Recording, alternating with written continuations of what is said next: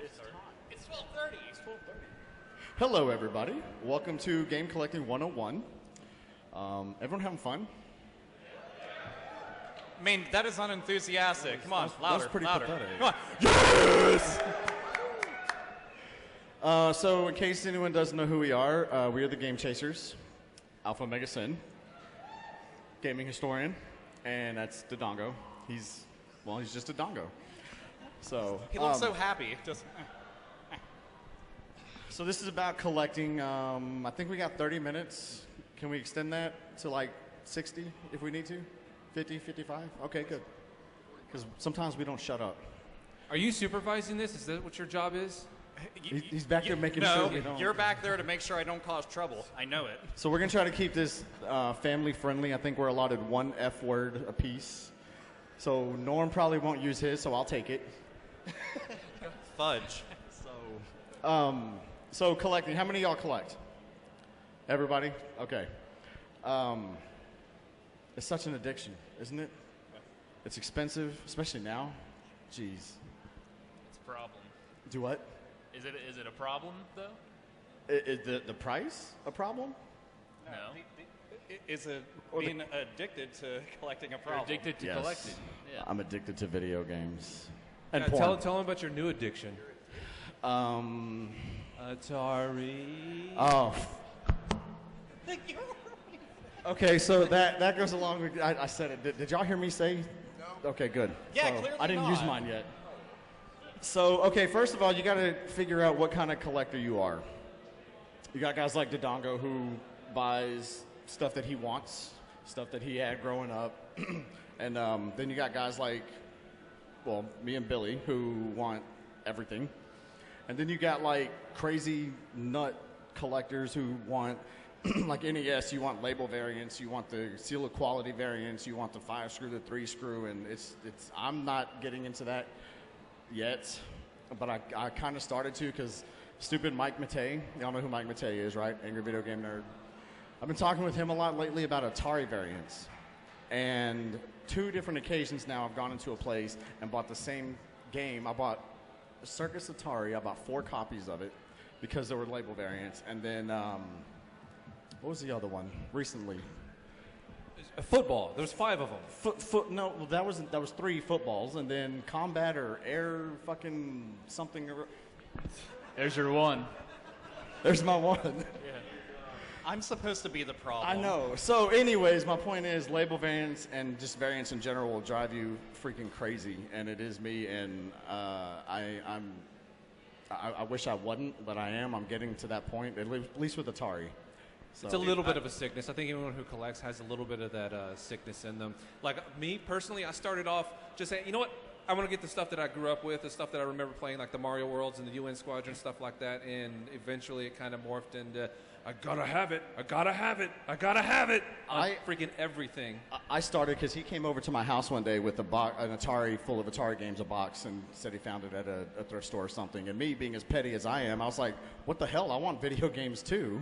So that's how I started, and now it's gotten stupid. How did you get started? I've actually been talking about this today. I started in '97 because I got sick of rebuying my games. Because that happened. I'm like, I want to go and play back through Final Fantasy VII. Oh, I sold that because I'm poor. So then I had to go and rebuy it. And then after you rebuy the game like 100 times, you kind of realize you're an idiot. So I was like, nope, I'm going to keep them. And then now it's 2015, and I have a room that could technically cause a small avalanche in India of video games. It would both be absolutely horrifying and nerdy at the same time. So yeah, that's how I got started. The end. Norm? Well, obviously you have the games from growing up. Well, I did anyway. I know some people sell them as they get older, but I kept most of mine. But I really started getting into buying more was when I got a job at GameStop. I know, GameStop, I'm sorry. Everybody's like, I like GameStop. All right, that's your second. That was mine to you, so. Well, I didn't say it. It's a symbol. So while working at GameStop, obviously you get the employee discount, and then they have all these buy 2, get 1 free. So that's when I really started getting into, buying all these quirky, weird PS2 games and just stuff that would come in, and then obviously I went back farther. When did you work there? I worked at GameStop from 2006 to 2009 while I was in college. See, I got to. Does anybody here remember FuncoLand? FuncoLand. Okay, FuncoLand was. It was FuncoLand, Planet X, Babbage's, Software, etc., EB Games, and then GameStop. So you had all those. I worked at FuncoLand. That was my first job when I was 16, and just like with you, dude, you start collecting. You can't help it. You're around games all the time. Somebody brought in a top loader in the box, and even then, before people were like, "Oh my God, top loaders," and then people like Eric were like, "What?" Eric. But when somebody brings that in, and especially in the box, and it's like brand new, you're like, you're just like, I can't process this. So you just start buying it, and you're getting paid minimum wage, and then you're making no money. But you have games, but you're just poor. So ramen noodles forever. Yeah, sometimes it's games or food, and well, games wins usually. I've eaten sleep many a night because of video games. Dodongo? Dodongo. Honestly, I came into collecting video games just to kind of steal what they didn't want. So, but no, it was really just a nostalgia factor. I always had those games we lost over time. You wanted to get them back. Like I said, I'm not an avid collector. I really don't care about collecting everything. I just have my specifics that I loved to play back in the day that, that's all I'm really looking for. So that's why I play, take a step back. But to give this panel a little bit more direction, though, I've got a question. Yes. All right, because everyone's privy to Amazon and eBay, and we've all got to deal with those kind of price gouging situations like GameStop and all that. So, what would be your best suggestions as far as where to pick up video games and how to get the best price on that? Okay, that's a good question, actually.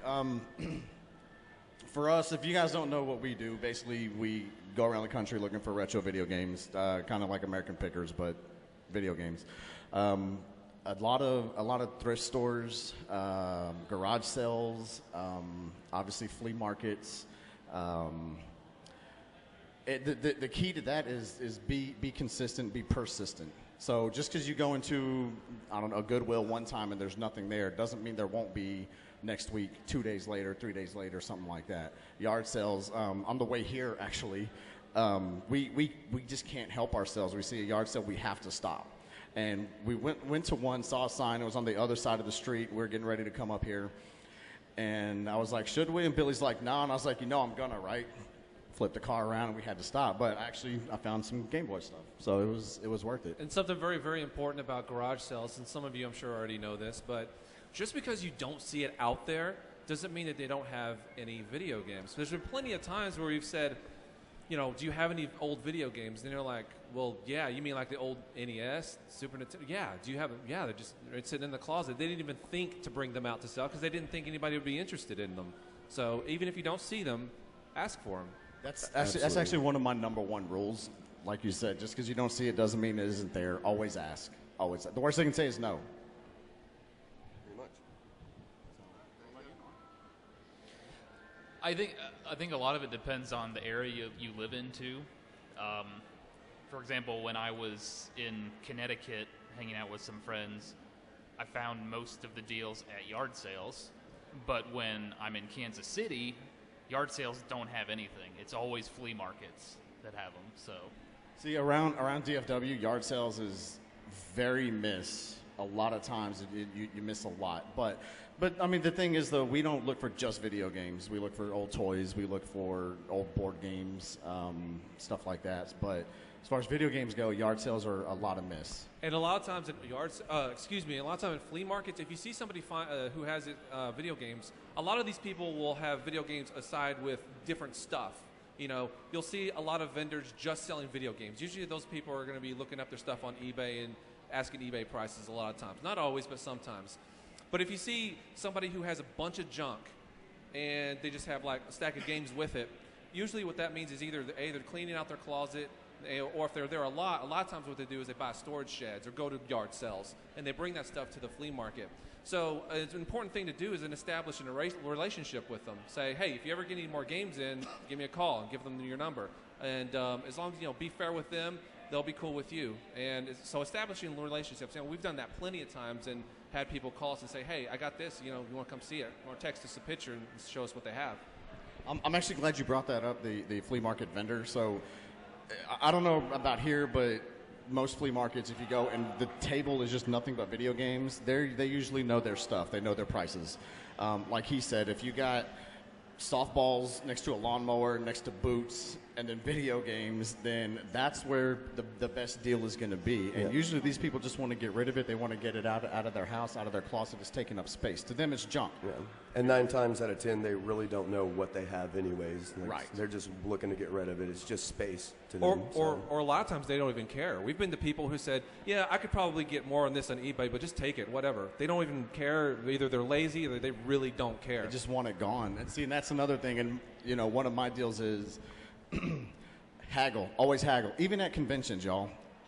Don't just because it says, $20 on a sticker, that don't mean they'll take $20. A lot of times they'll take less. Okay? Little secret with conventions is, I probably shouldn't say this, sometimes vendors will put a little bit higher price on their stuff because they expect the haggle. Because they do the same thing we do. They're out trying to get their merchandise for pennies on the dollar, just like we are. So they'll mark it up a little bit. Bundle too. Bundle. A lot of times it's easier to buy, like if you got a box of 50 games, just make an offer on the whole thing. Actually,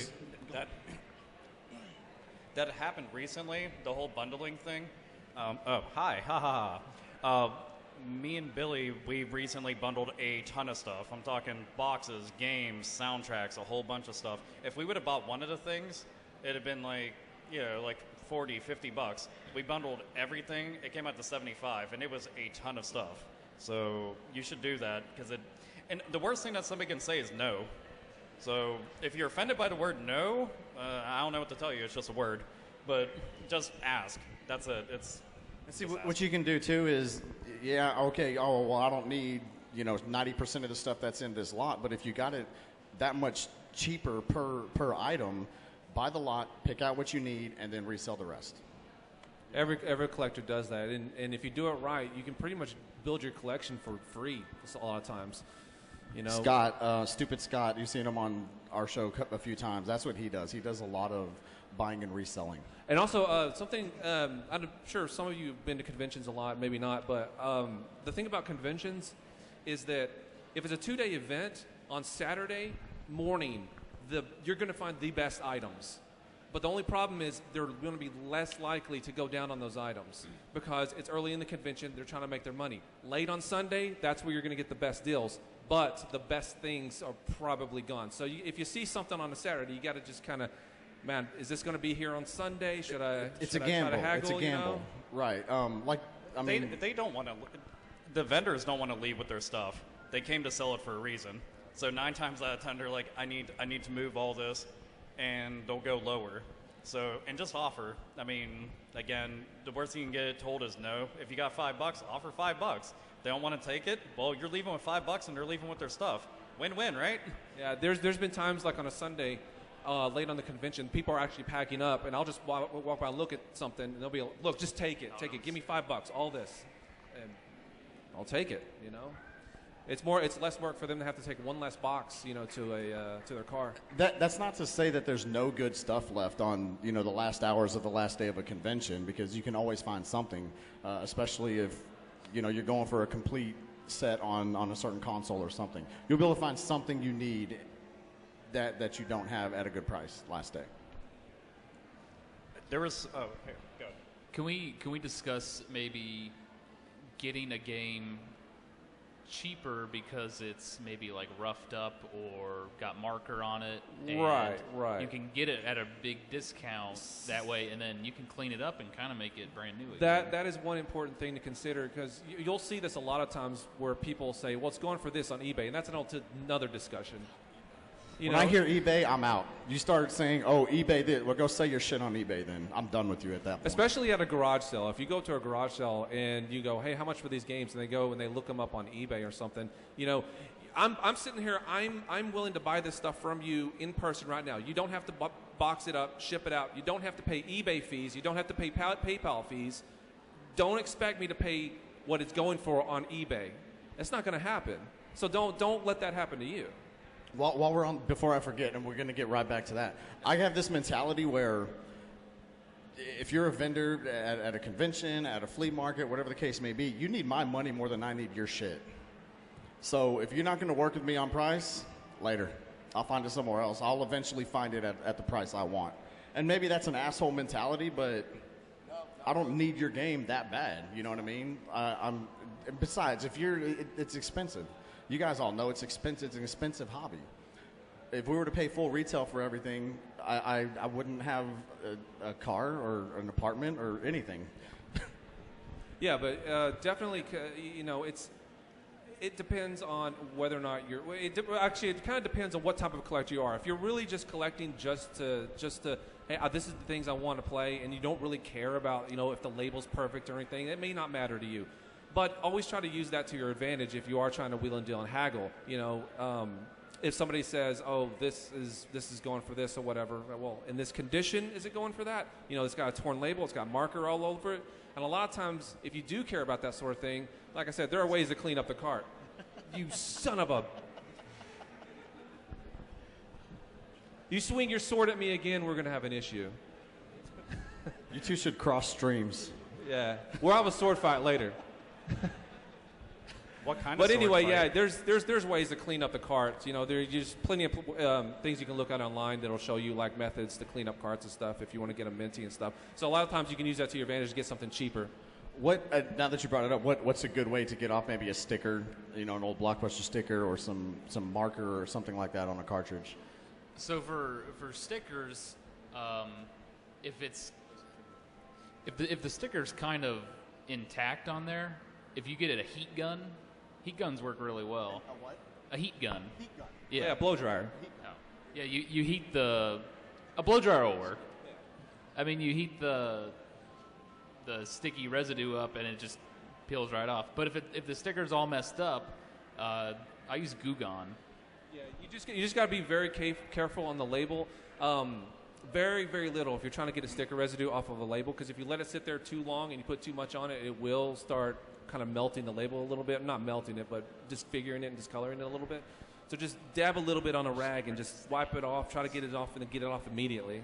There's one thing that I do really often. If you go and buy really cheap Sega CD games, like sports games and stuff, because who the hell really wants them? Nobody, because they're coasters essentially. Buy Maddens, buy Sega CD sports games, so like PS2 ones and all that, and then take those cases and use them to replace all the junky ones that you have. I've bought really expensive, but gone for a good deal Sega Saturn games that were hard to find. The case was in horrible condition. Swapped it out for NBA Jam on Sega CD. Good game, by the way, but still. Swapped it out, it looked like brand new and didn't look like a bear raped it. So that's really good. And with the PS2 games, same exact thing. And sometimes you'll get like all the sticker residue. You could go and get all the sticker residue off, which is really awesome, or be lazy like me and just swap the case. That's it, just swap the case. Yeah. Oh yeah, CD jewel cases too. Those, you can buy those in bulk. PlayStation 1 games are getting like real expensive now. Same with like import Sega Saturn games. They're expensive. Do you want your game to look like junk? No. So just swap them out. You can do it with the double cases too. There's tons of CDs. Go to a thrift store. You can just go buy the double case. That's it. You're good to go. Yeah, I got my point across. Just one more thing to add about the sticker factor, as opposed to having to get a heat gun or any sort of adhesive remover. If you take and you peel the sticker off and there's a little bit left over, take that same sticker and then just kind of dab it on that stuff. It will stick to itself kind of deal. And use the same sticker to get the rest of the residue off a lot of times. So, and 9 times out of 10 that works. There'll be that one time out of the 10 where you will have to maybe scrape it off with your fingernail, but for the most part it does if you use the same sticker to just get the residue off. Now, what about Sharpies? Sharpies. I swear by Magic Eraser. Magic Eraser. I've heard that. I've never used that yet, but I've heard from numerous sources that that's the right way. It's basically like sandpaper, like a super fine sandpaper. So if it's on there really bad, you might get a little smoothing on it, but it's worth it if it takes the Sharpie off. And I've also heard that brass polisher is really good on the pens if they've got some corrosion on it. That will take the corrosion like right off of it. but I haven't used that yet, actually. With Sharpie, if you don't have Magic Eraser, can't get it for whatever reason, rubbing alcohol will work to a degree. A little bit. To a degree. I mean, it's not perfect, but it's an option. Yeah. I've had luck with that. I've actually had luck with like Scotch Brite and 409 and just scraped it off. You gotta be careful that you don't disfigure the cart. I've done it enough to where I'm pretty good at it, but you just gotta be careful with that sort of thing. Are we kind of done with that? Because I have another subject, unless you want to add something. Actually, I had a subject, if you guys... Okay, go ahead. Okay, this is something I've talked to all these guys about up here, and that's okay, a lot of the games that we see and we go and collect and we see that are super expensive, we're like, damn, I wish I would have bought that when it came out. I always try to tell people, try to be on the ball immediately, and the best time to do that is whenever a console is being phased out. So, for example, PS4, Xbox One, Wii U, that's out right now, right?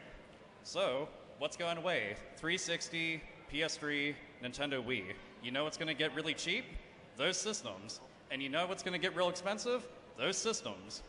The Nintendo Wii, probably not so much because you can emulate that on the Dolphin, so the demand isn't there as much. But I think the PS3, and I can almost guarantee you, like I'd literally just bet my collection, be like, take all of it. I don't give a crap. See, right now, GameStop, the evil word again, but you can go into GameStop and get all that stuff super, super freaking cheap.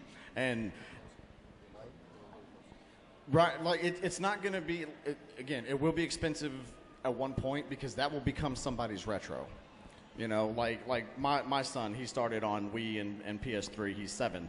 So in 10 years, he's going to go, well, I'll have it all still. But if I didn't, he'd be like, man, I want Dude, and whatever. We were talking about how PlayStation 2 is now retro, technically, when you think about it, by almost weird definition. It sounds kind of silly because we're like talking about Atari and Nintendo, but it's 15 years old. That's kind of insane to think about. Then I realize I'm ancient. God, now I'm old. Never mind. Yeah. I think GameStop's still selling loose PS2 games at ridiculously cheap rates right now. They are. They're also selling loose Nintendo DS games, and the DS cases, I mean, they were chucking them into the garbage. So you can actually find the loose cases or just print them out, because I've done that when I was desperate, which was often. But you can get like the loose games. Just get the loose game and then put it together. And as a matter of fact, that's something you can put. Yeah, I Frankenstein so many games. You know, I see the cartridge. Okay, I need this game. You know, at another convention or another vendor flea market or in another state. Oh, there's the manual. Awesome. And then I find the box randomly somewhere else.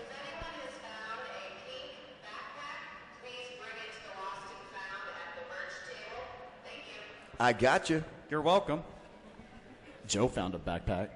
All right, so I have something I want to bring up, and that is obviously when a hobby gets to where people are paying ridiculous amounts for items, you're going to get scammers.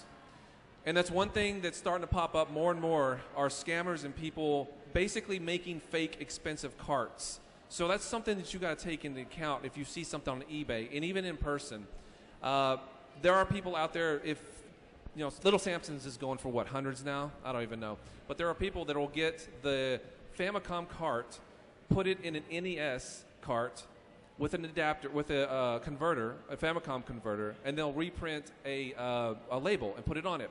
The thing, if you don't know what you're looking for, it looks like a regular NES Little Samson. And they'll try to pawn it off as one.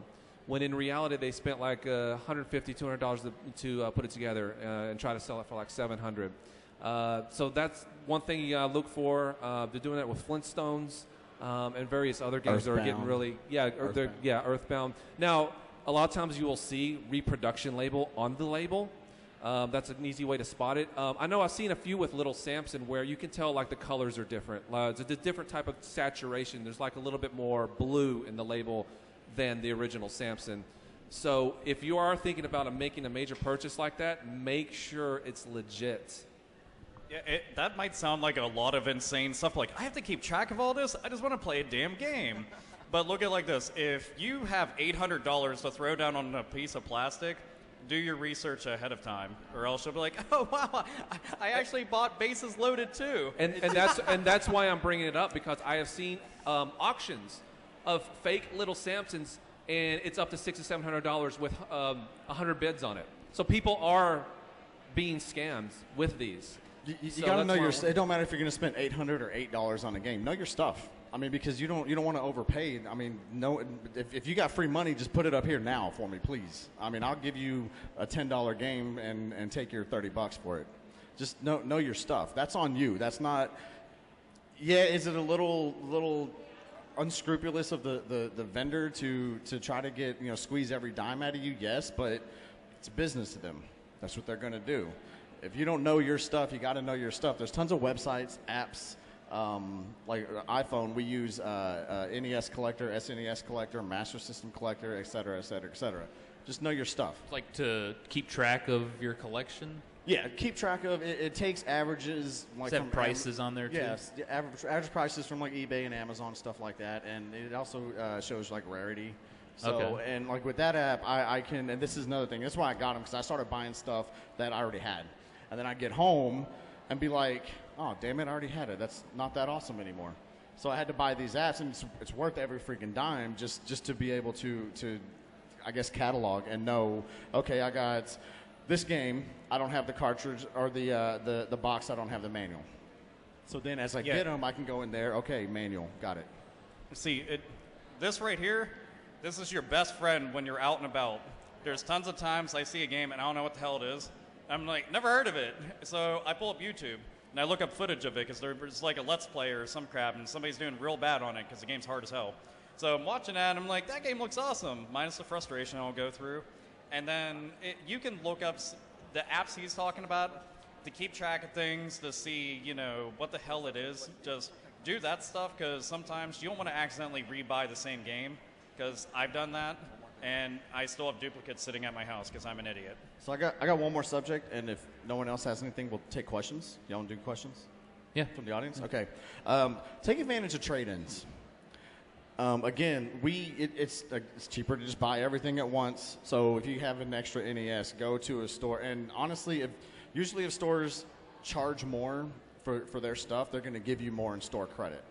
So it kind of all balances out. It equals out in the end. But, if I pay $10 for an NES and this store is going to give me $50 store credit for it, take it, Yeah, over the last half a year, I've probably gotten about $300 to $400 in merchandise of games and stuff from only spending probably less than $100 in just like extra consoles that I see laying around at a flea market or something. Really, one of the first times I did that, I'm not going to say the name of the store, but there was a Menace Beach on NES, and that's like a $170 game. I didn't have $170 on me, but I had like 7 years. Even if you did. Even if I did, yeah, I'm not. No, that's my electric bill or car insurance or something, But yeah. I went home and I had like 7 years of just consoles stacked up, built up: Nintendo, Super Nintendos, Saturns, Dreamcast, Genesis. Literally, I think I took nine Sega Genesises up there, and I still have 5 at home. Wow. Yeah, it's stupid. Well, you do this long enough, you just accumulate them. Right. You see, like, yeah, sure, I have a Sega Genesis and games. You buy it for the games, but you're not going to take the Genesis with it, of course. So these things just pile up. Right. That's fair. So actually, with everything I took in, I had like $400 in store credit. I bought the game and still had $200 left, and I'll go in there every now and again. And I see a game. Oh, I'll take that. Yeah, that's how I got my Final Fight Guy. I mean, it was like $160. I'm not going to throw down $160 on a game, especially Final Fight Guy. I mean, it's good, but I'll just play regular Final Fight. But store credit, do it. Anybody else got anything about that? I think we're ready for questions. Yeah. All right, we got questions. So Anybody? show of hands if you have a question. No questions. All right. All right. Phil, can you get him a mic so we can hear him?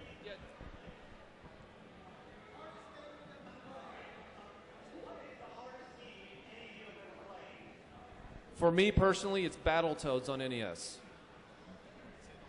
The hardest game we've ever played. Game you've ever played. Hardest game we've ever played. Athena on NES is very difficult. Were you going to say that? Athena's difficult. Ninja Gaiden 3. I don't know. If somebody's like, I beat that game, I'm like, you're lying. That's not possible. Also, you're from a different dimension. Seriously. Oh, and Castlevania 3. I just can't. I love the game. I just can't beat the game. It just.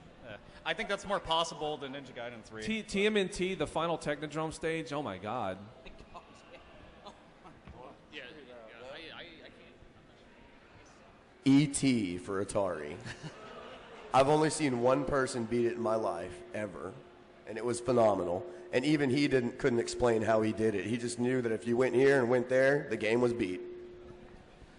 I think a lot of the early shoot 'em ups are hard because when you die, you lose all your powers and you're still at the same stage. So there's a game called Abadox on the NES that is ridiculously hard if you die. So I think that's probably my choice. And it's got a cool cover with an alien with bulging eyes. Yeah. You're an alien. Milton Bradley game, I think. Ooh, okay, Good another question. question? Oh crap! Nobody's hands. Wait, hang on. Wait a second. Hang on, wait. I think he's going to do the thing on the back real quick.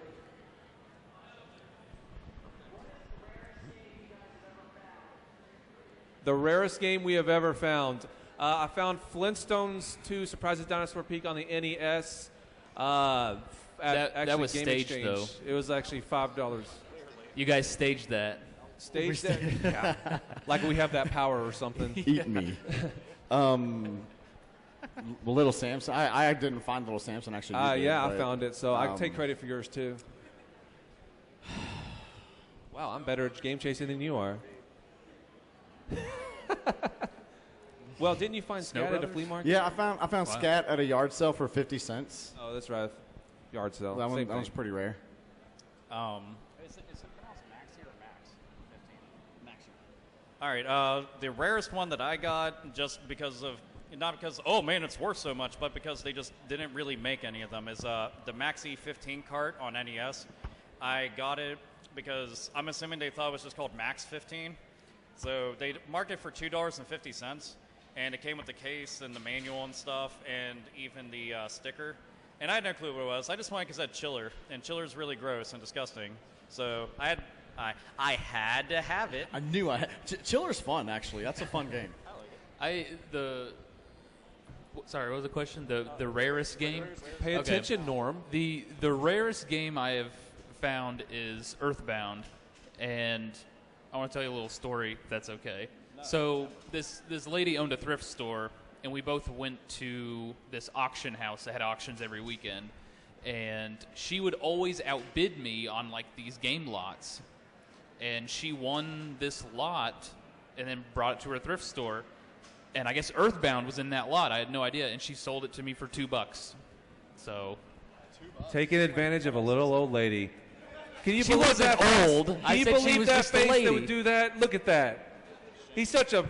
she set the price. It's true. Yeah, She it's set true. the price. She set the price. I mean, He charmed her. That's what it was. He was all like, she was like, "Oh my God, the vapors! Oh, take it." if Norm's evil for doing that, what does that make us? Damn. Assholes. He was like, $2? Just look at my eyes. No, how I do it. probably for me the rarest one was for the Game Boy. I found Snow Brothers at Entertainment one time, and somebody gave me a copy of Tom and Jerry, and I found King's Quest V for the NES once, and I'm just a huge fan of the King's Quest series, anyways. So that's it. Nothing super rare.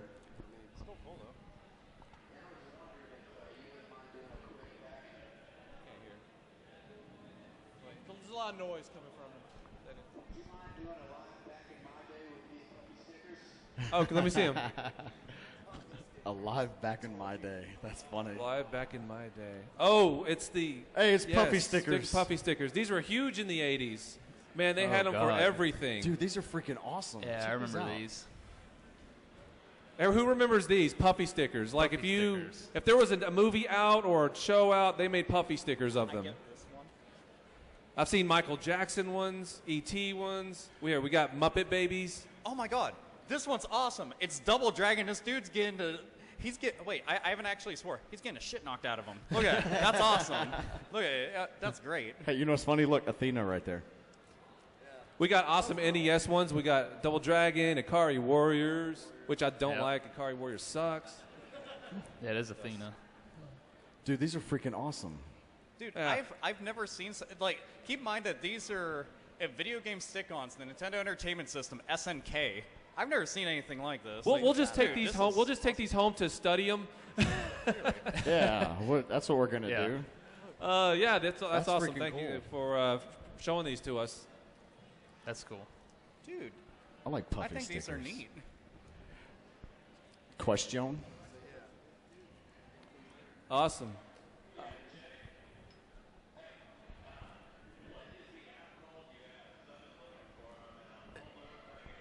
You have to have an iPhone first of all. It's only on iPhone, but it's called NES Collector. Yeah, but that one's only. I don't know if Android or if there's one.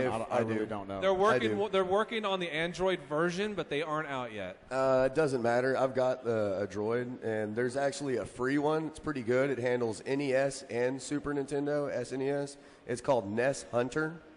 It's a free app. If you pay the $1.99, it'll unlock 64, GameCube, and all the other Nintendo systems, but it gives you NES and Super Nintendo for free, though. And it does give you a little price range, everything like that. But if you pay more, if you pay the $2, it gives you the option to determine whether you've got it complete in the box with the booklet, this and that. And it actually gives you a value as well, like whenever you back out of the app based on how many games you have and what you have in your collection as well. It's called NES Hunter. That one's for the Droid.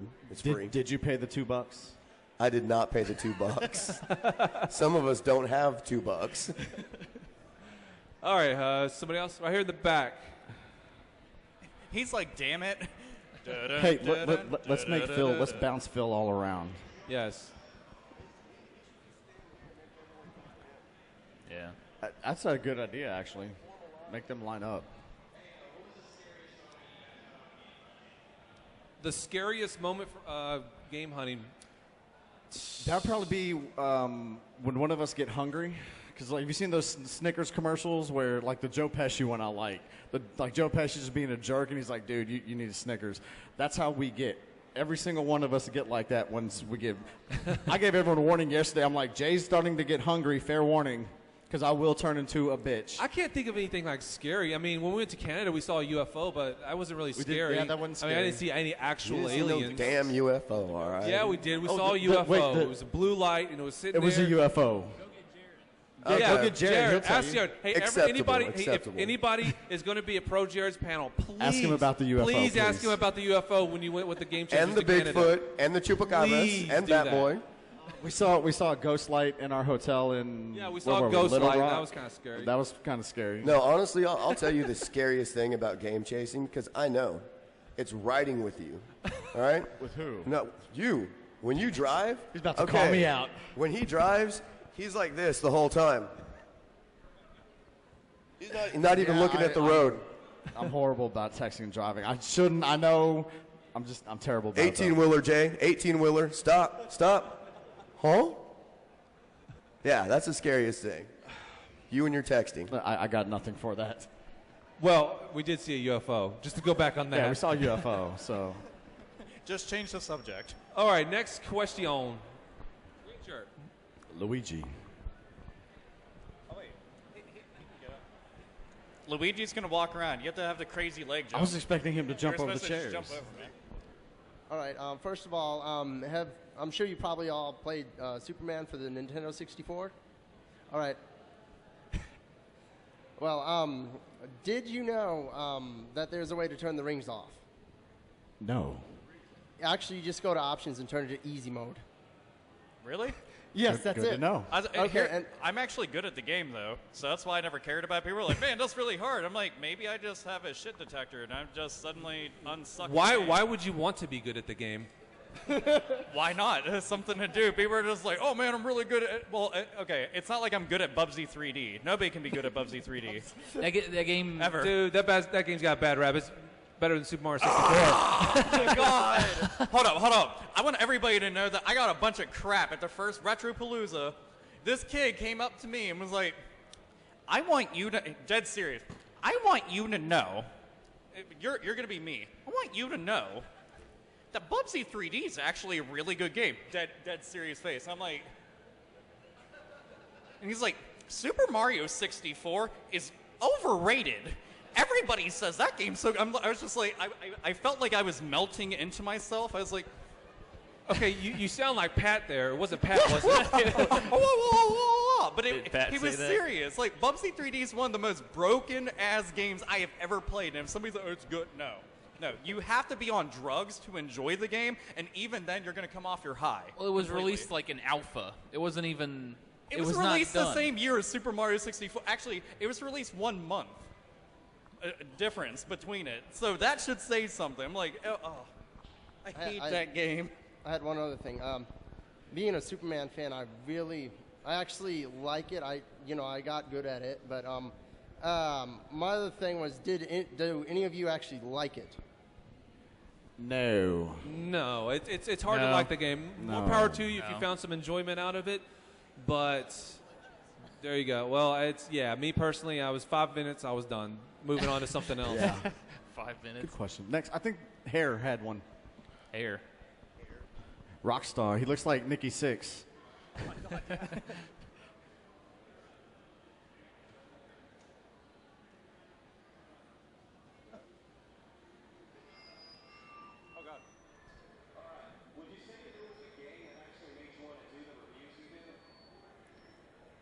Well, we don't really review. I know Norm does some reviews, so maybe it's a better question for him. We would be horrible reviewers. It's funny. You'll play a game and you'll say, "Oh, wow, that was really good," and then I do like history videos, so I'll look at the backstory of it, and sometimes you'll find really interesting stuff. So absolutely, you'll just be playing a game and be like, "Wow, this is really cool," and then I typically just want to tell people about a game because it's awesome and nobody played it. Like, I've been telling everybody, play 3D Dot Game Heroes on PS3, and then they just keep staring at me with that blank expression, like deer in headlights. Like, I'm like, it's like Legend of Zelda. They just continue staring. I'm like, but it's I'm like, it's a 3D 8-bit game. Plays just like Legend of Zelda. It's like the best Legend of Zelda game you never played.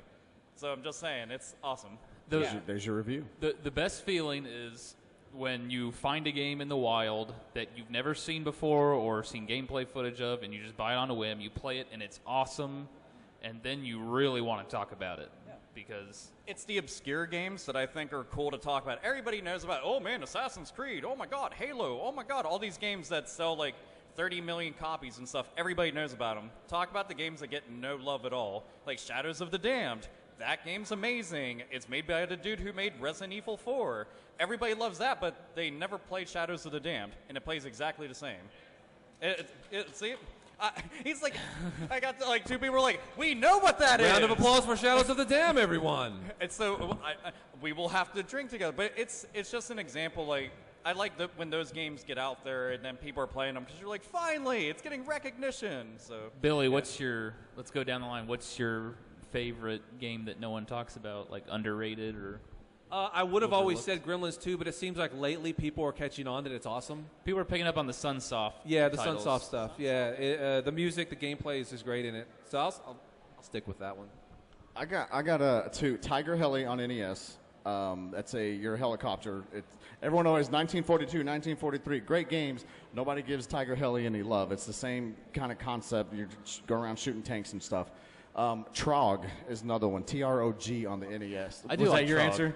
I like Trog a lot. Trog is awesome. No one ever talks about Trog. It's kind of a Pac-Man maze style game. You're a dinosaur, but you got Cade. 2-minute warning.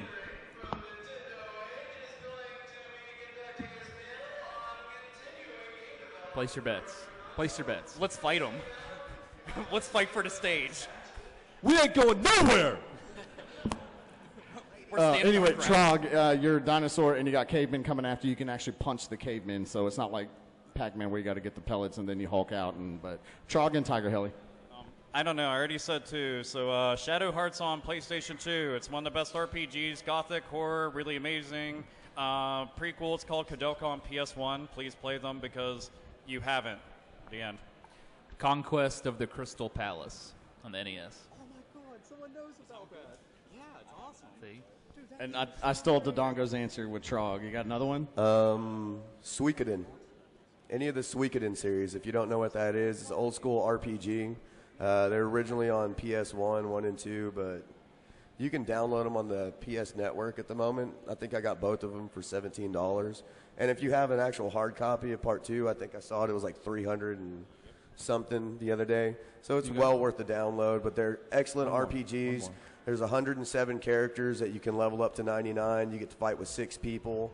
There's combo attacks, so if you have like all 6 of the same kind of person, you can do like some special attack. It's just fucking phenomenal. There's my F-bomb. One more question and we got to go. Or we can do speed answers.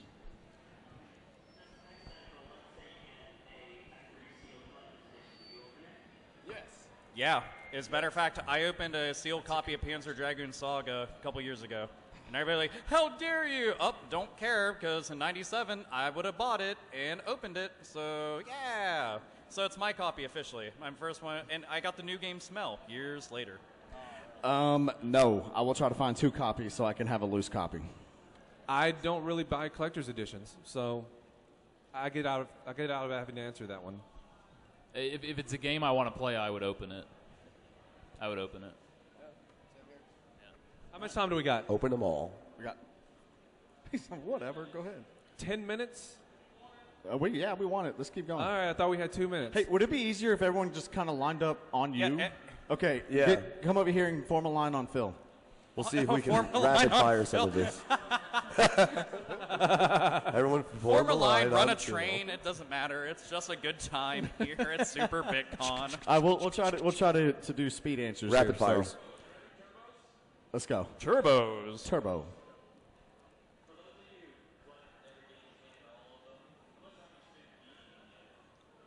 That's a good question. I didn't hear that one. How much time do I spend playing the games? Oh, gotcha. As much as I can. Right now, I'm working 12-hour days, but I have a Nintendo at work, and I'm usually playing Dr. Mario or Mike Tyson Punch-Out or something. I play as much as I can. There's just not enough hours in the day, though. I play too many hours within a day, and then sometimes I just take a break for a couple days because there's other crap I like reading and watching stuff, and I don't know, other things I can't say legally. When you're an adult and you're collecting games, you're always going to have a backlog, so you just play when you want. I mean, me personally, I like the idea of being able to just pull a game that I've never played, like a library. You know, just let me try this out one day. Next. I did.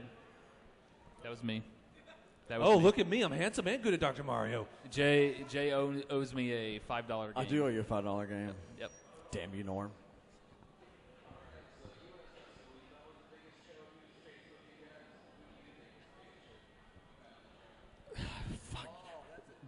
Billy's cousin is like a redneck chode, so he wins hands down. I disagree, Jordan. Jordan? Jordan and his gigantic hair. That Blondtron. big ass pompadour. We could all fit inside of it. He's a chode and his hair's a chode, so he's like double chode. Double chode. He's double downing. He's like double down on chode. Go. Next.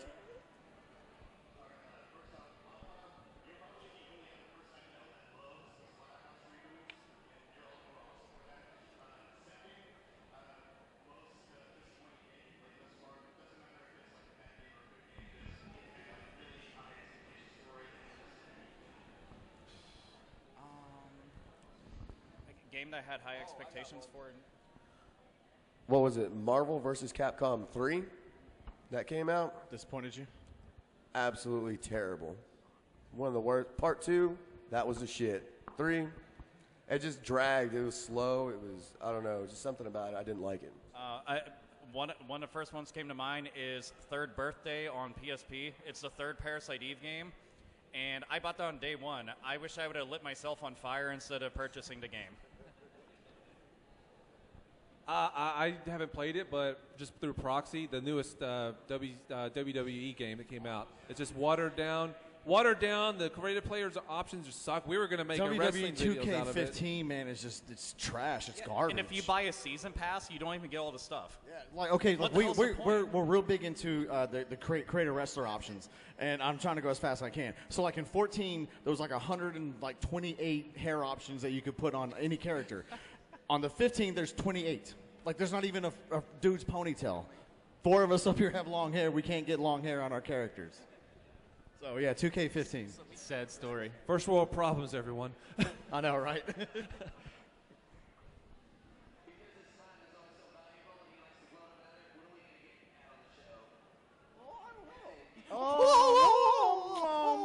What was that?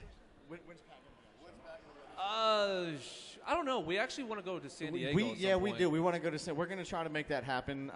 So in the future, You guys should just show up at his flea market like a surprise Dude, in yeah, one that'd morning. be Be like, awesome. oh, Like, hi, Pat. Ah. so y'all want to? Okay, Pat. We like to bust on him a lot.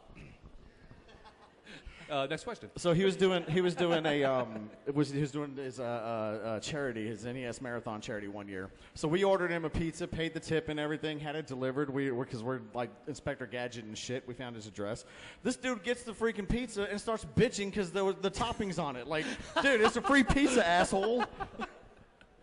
No, it was something about the toppings. Didn't we tell him to make like a? did he know? No, he was complaining about pepperoni. I Did think, he or know it was sausage. from you? Oh, okay. Did he know it was from you? Oh, this wasn't Italian I don't know. sausage. This is pepperoni. I Yeah, don't- yeah. He's like, I'm Italian. I can't eat pepperoni. I eat everything Italian. He would complain Oh. about that. Next question. Fuck Pat. All right, that's your third, I think.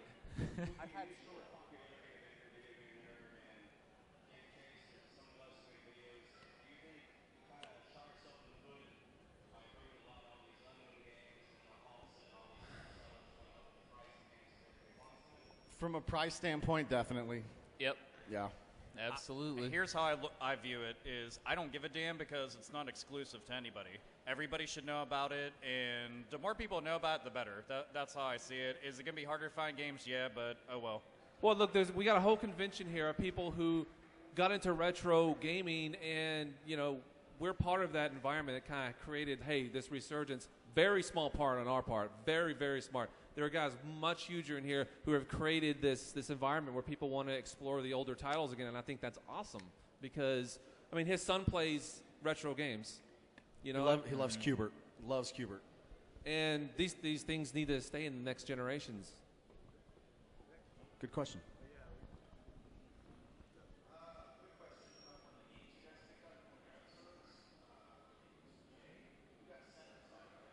I'm sorry?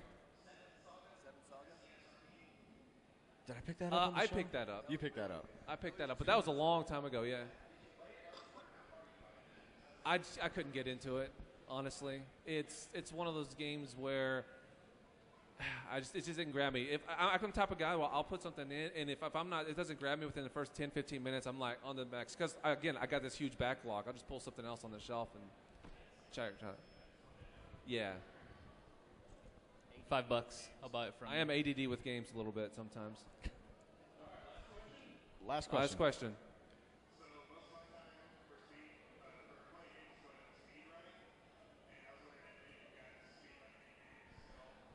Everyone points at me. I do. I'm no world record holder or anything like that, but it's really more just to challenge myself.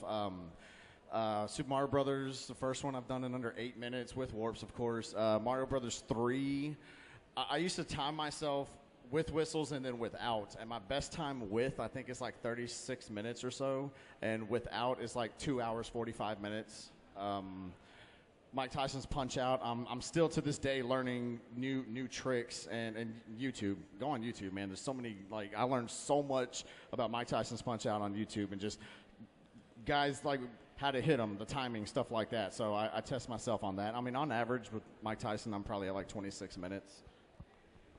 I still can't. If beat I the can game. beat Tyson, I can't beat him consistently. Currently, I'm trying to get through Ninja Gaiden without dying once. I got one death, but eventually I want to get it to where I can speed run that pretty good. That's the one I'm currently working on. That and Contra are ones I try to work on just going through as quickly as possible. I did a no death, I guess kind of a speed run with Legend of Zelda.